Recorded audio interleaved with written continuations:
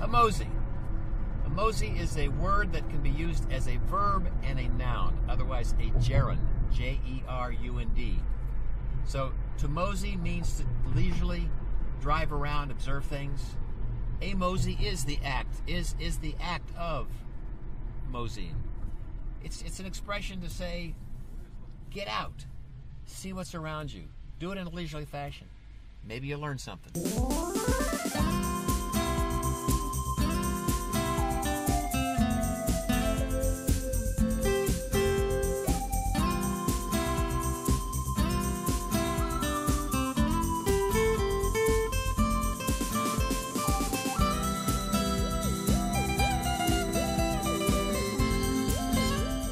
Today, let's take a mosey down Parsons Avenue. Actually, we're going to do a Parsons Avenue corridor and talk not only about what we find on Parsons Avenue, but the neighborhoods to the east and west of Parsons Avenue.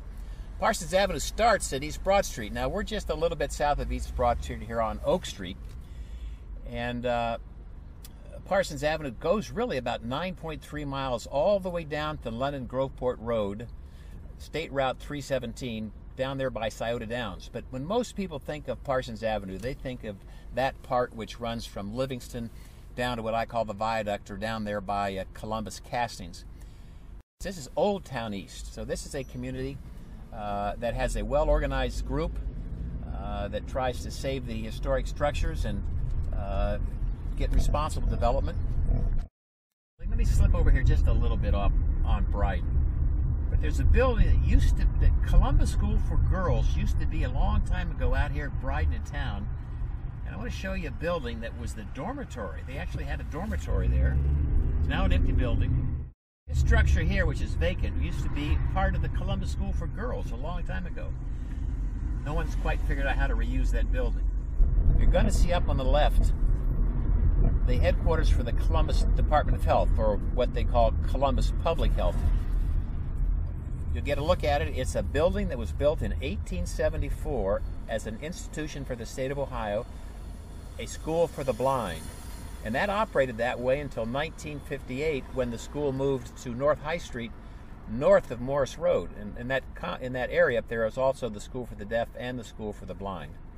But it was at Parsons Avenue when it was built in 1874. And this was more or less the outskirts of Columbus in 1874.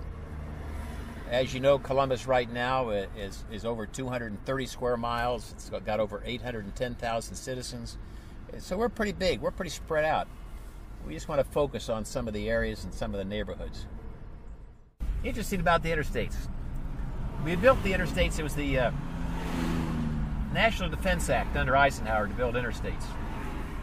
Well, after we used them for many years, we realized we have to reconfigure them, because how people then developed real estate and moved, they started overcrowding what was built.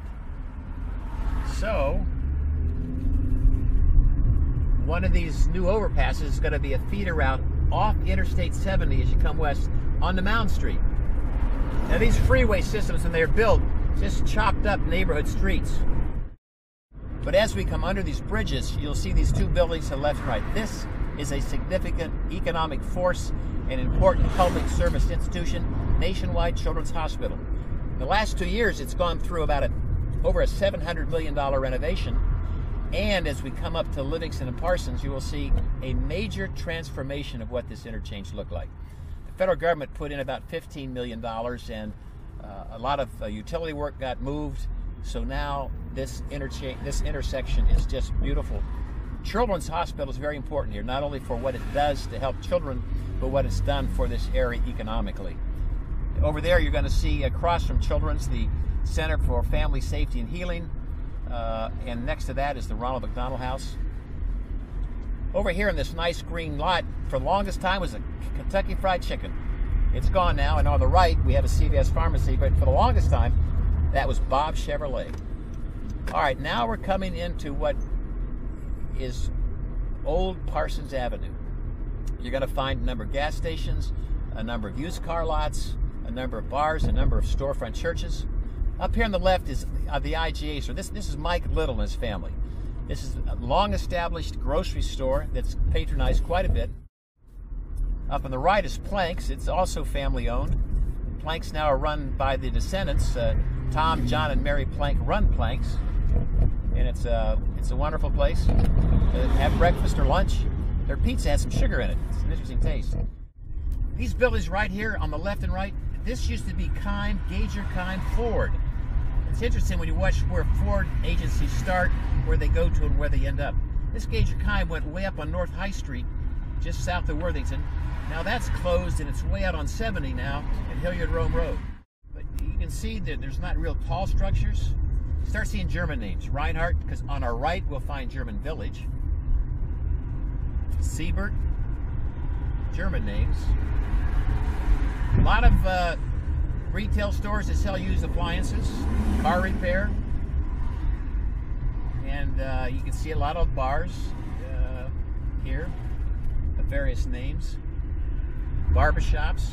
Some folks get closed up. Klein. Now what I want to try to do, let's go here left on Deschler. Because right over here on Deschler, we're going to point to it. Right down there is Columbus South High School, Bulldogs. Columbus South, Tom Moody, former mayor, graduated from South High School. Frank Howard, Major League Baseball player, graduated from South High School. It was fixed up here in the last couple of years. Interesting, these are brick streets. You can see the housing stock here. Over here, of course, occasionally you'll find a boarded up building, posted vacant.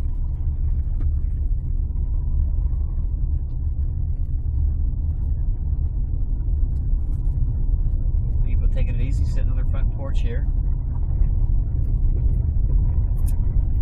This house here at one time seemed to have a lot of siding that got ripped off. What you'll find some owners do, like this house over here, they'll put fences around their yards. Sometimes that's not a bad idea, because frankly some people do burglaries. Fences discourage that. Now here's a thing that we don't like to see. Here's a 300-gallon barrel up here, trash barrel, but look at the trash on outside it. This is something you don't want to see. Now whether that was left there by midnight dumpers or whatnot, it's something you don't want to see. And that's one of the problems with the 300-gallon barrels, is it serves 3 houses. Not one individual is responsible for it.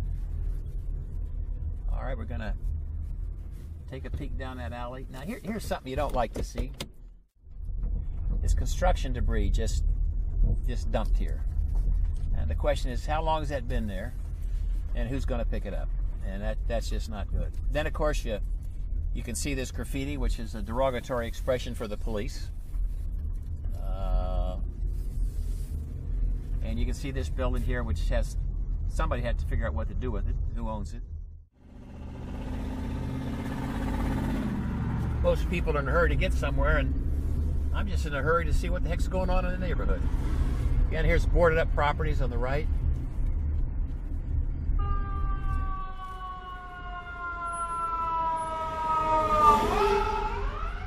Then you look over here and you see this boarded up house. This is something that you have to deal with. It looks like a good brick structure, but it's boarded up. And then over here on East Gates, you'll see a multi-unit building. It's all boarded up. And it's also on Parsons. So why do we have this multi-unit residential unit sitting there?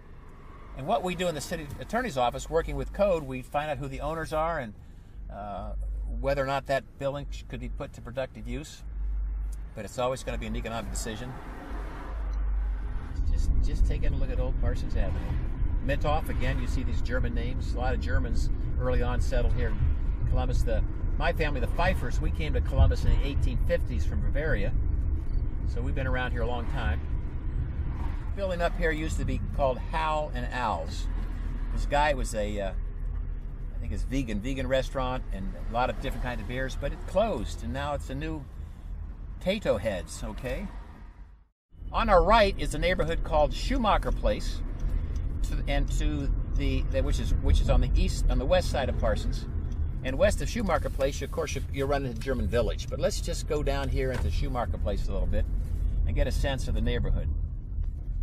But you can see it's, and actually also we're getting into Marion Village. which is another part. It's considered to be south of German Village. You can see it's a well-kept neighborhood. And Marion Village over the last 15 years has got an influx of people who discovered that the housing stock is a bargain. Of course, once people find it a bargain, what happens to housing prices? They start going up.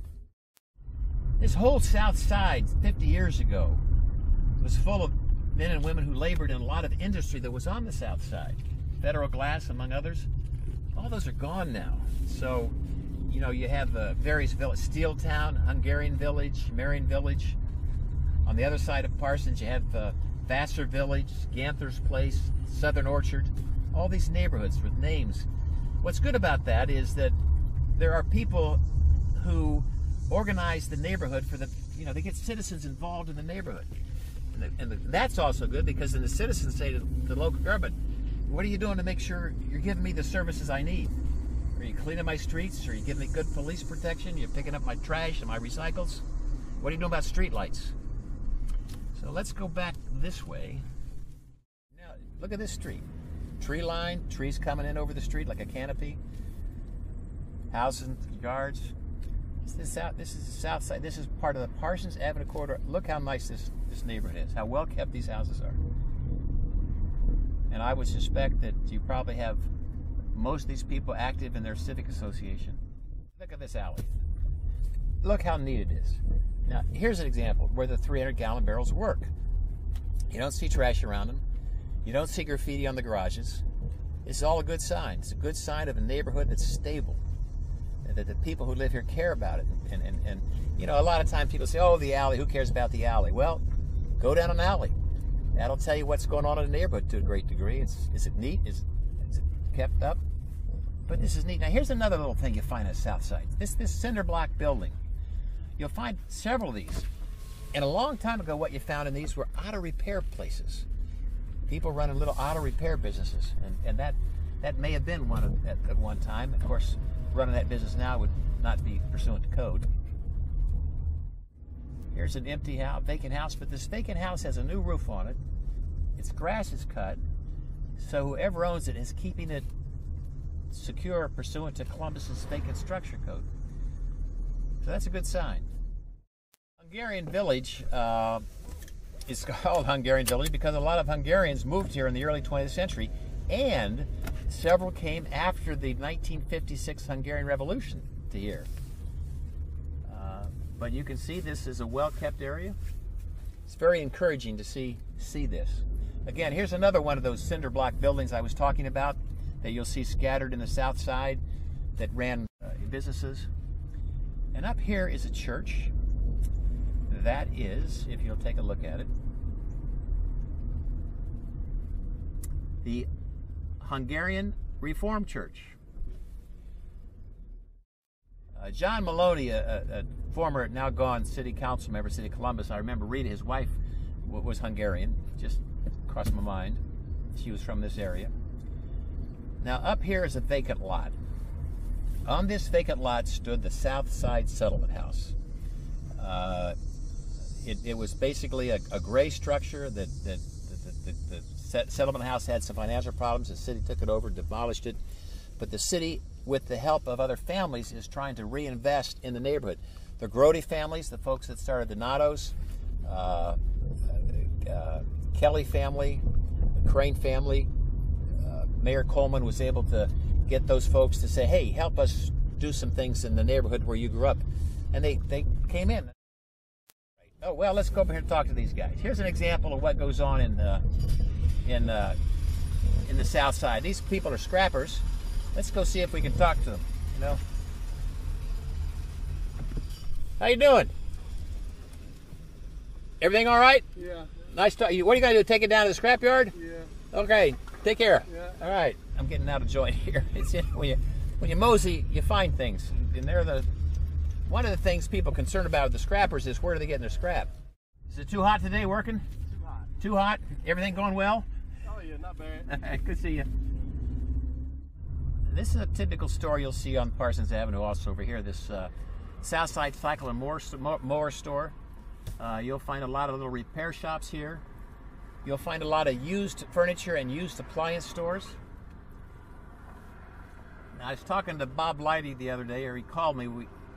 Sometimes people complain about prostitutes that work the street on Parsons, and so that's a debilitating issue that we're trying to deal with and get rid of. And if you look over here on the right, see this planted pot. In an effort to beautify Parsons, there was an effort to put these planted pots out here and paint them to give beautification to the street, and it's an indication that people care about the street. You're going to find a lot of things on the south side. Over here's a thing called Al's Market. Take a look at that. You'll find a lot of these little markets here. You can see it's got a lot of bars on its window, indicating that maybe the neighborhood's concerned about people breaking in. Let's go down 6th Street here. This is far south side. And you start seeing some vacant houses on the right. You can see boarded up houses. And then you've got a vacant house that's not boarded up pursuant to code. So you find this part of the south side a little distressed. But it's home for people. Another vacant house, boarded up house. Show you this church. This church is attempting to do something in the neighborhood to help the block. Its full title is Unity Temple Church of God in Christ. And Jerry Revish is the pastor here. Most people know Jerry Revish for being an anchor on Channel 10, but he's got a real commitment to his church. And that's what you need in a neighborhood. You need people who want to help. You're also going to have some folks that have some money. You know, you can't do anything without any money when you're talking about properties. It's not all about money, but you got to have resources to take care of buildings, rehab them, fix them. Let's take a mosey down this alley here.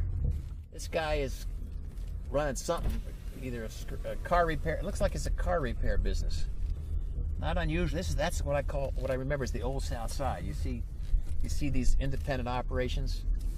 So it's sitting here. It's got a lot of used cars in there. They're fixing up cars, body work. And it says open under new management. So I don't know what the old management was.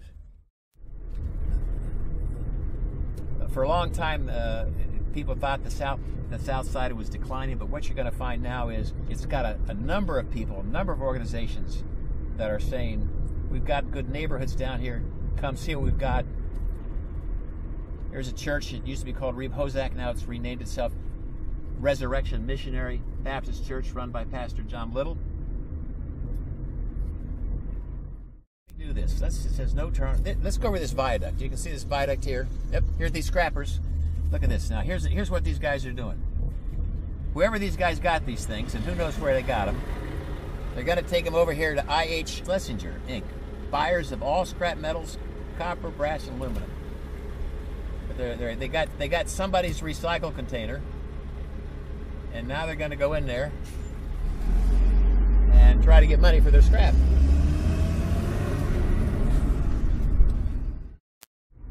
I call this a viaduct. We're going to go over this viaduct. On the other side of the viaduct is Columbus Castings. It used to be called Buckeye Steel. But Columbus Castings here the other day announced that it's going to expand and employ 500 more people. What they basically do is they melt down a lot of old cars, and they make these, what they call them, truck. They hold the wheels together underneath railroad cars. And it's amazing. This facility was built by a guy named Prescott a long time ago. And Prescott was a great-great-grandfather, I'm not sure I have that many greats in line, of President Bush. He lived out in the Marble Cliff area and built this factory down here probably the early 1900s. If you look over here on the left, you'll see these this display on the left. Those railroad wheels and that black thing that sits there is what they manufacture over here. This Columbus Casting uses a large amount of electricity. I went in there once and toured it. You ought to wear a mask and earplugs.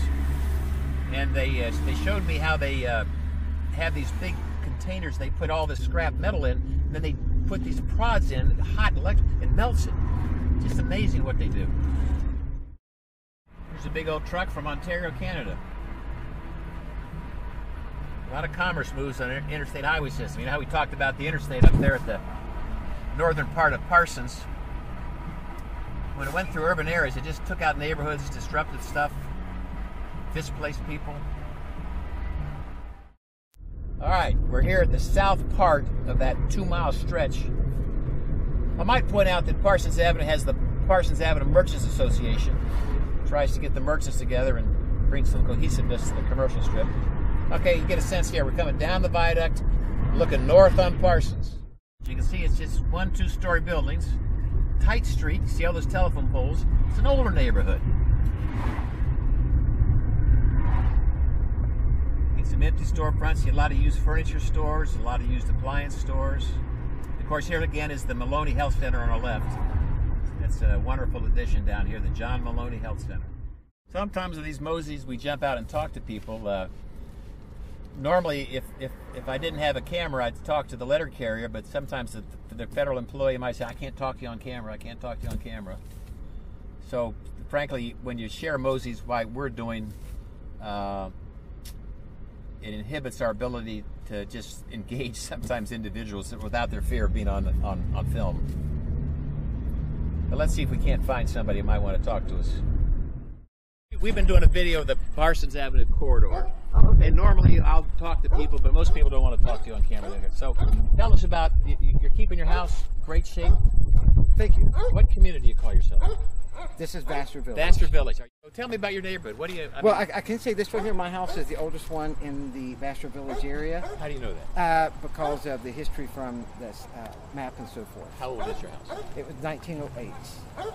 And it sat on the river. It was 2 houses that they brought up here. The people who lived in the house next door owned the property here. Yeah. And it was a sister and brother, and they brought the house here. They stacked one house on top of the other. So it's been a duplex ever since. I think it's been even like a halfway house at one point. Yeah. So Well, tell me about your neighbor and your neighbors. How you find it? Did you worry about burglary? Did you worry about graffiti? Actually, the police are the ones who recommended what area to buy into, because I told them I wanted to live in this part of town, and they told me that this is actually a great place to live. That if you don't leave a laptop or a purse or something like that in your car on the street, that's about the worst crime that they've had through here. So if you close your garage door, and if you don't leave anything inside in your car, you should be all right. Right, exactly. You see much graffiti? I didn't see much graffiti on. No, there was graffiti, and that's thanks to the good neighbors in the neighborhood. But there was graffiti on my garage door when I first moved here, and then a lady actually scrubbed it off and painted it for me. What kind of dog is that? Now that's what we want to talk about. Yeah. Phoebe is an Irish Wolfhound Terrier. Yeah. And that's Scott who rents for me on the Hi, good. And Phoebe is 20 years old. She'll be 21 That's an old October dog. the 6th. An old Yes. And she's still, as you can see, very active. She's not taking anything off anybody. No, not at all. You want to ask us any questions? I can't think of anything. You asked me, what about the neighbors? The neighbors are really a nice group of people. Yeah. Wait. You called the city and the city helped you? Yes, they did. Really? Yes. Well, that's good. Yeah. Oh, it's very good. Do you remember who you called in the city? So you found that you did get good response. Oh, they were excellent. They were excellent, yes. They responded right away. Right. Well, listen. Very good listening. Anything else? Anything ahead? No, other than I'm just curious about what's happening with all the Parsons here. Well, you've got down there Reeb Elementary. Yes. You got some families. The Grody family, they started Donato's. The Crane family, the Kelly family put some money. They're building some senior citizen housing down there. You've got the job.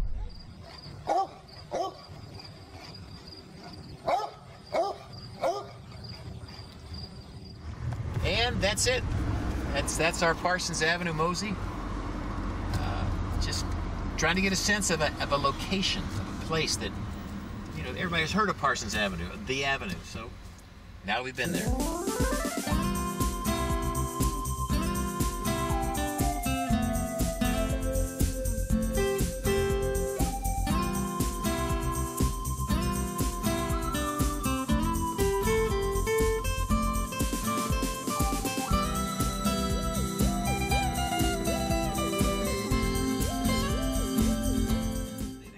A boot thing going on here. Maybe we ought to help out here a little bit. Let's see here what we got. Let's help this firefighter out here. There you go. Thank you so very much. What, are you going to give me a sticker? Oh, yeah. What's the sticker? What's it tell me I do here? I donated. That means you donated already. Muscular Dystrophy Association. Thank you, firefighter. There you go. Columbus firefighter. Now, they have to get a permit to do that. Cut. No.